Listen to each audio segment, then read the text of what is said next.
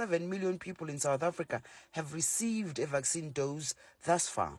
Yolisa Njamela for CGTN in Johannesburg, South Africa.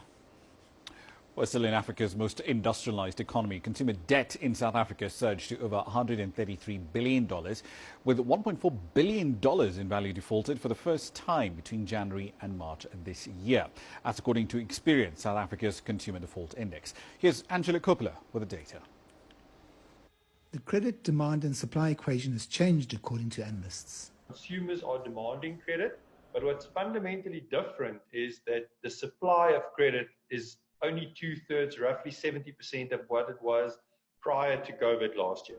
So we can clearly see there's demand for credit, but supply of credit has changed. So credit providers are stricter in terms of granting credit to consumers. Economists suggest that it's not all bad news, as the country's consumers, on average, are better off than their peers in other emerging countries. If we look at our history, we've brought down our consumer debt to income from about 75% to about 65%.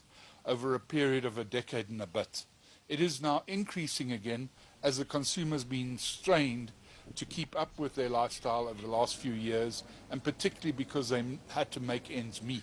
As those debt levels climb, people are turning to debt counsellors for help. There's no quick fix. Once you find yourself in such a difficult situation financially, it's unlikely you're going to get a quick fix. And often people go after things like a debt consolidation loan or whatever it might be. But generally, taking another loan to pay existing loans, that's not a good idea. For a few individuals, it might work, but in general, it's not a good idea. The outlook on the consumer credit front isn't looking rosy. The vehicle loans are deteriorating. So vehicle loans are deteriorating from a debt perspective. More first payment defaulters on vehicle loans, more first payment defaulters on credit cards, more first payment defaulters on personal loans.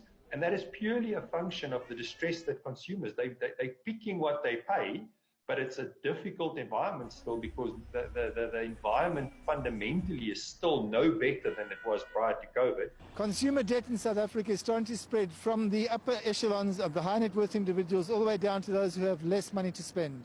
But it's affecting everybody. I'm Angelo.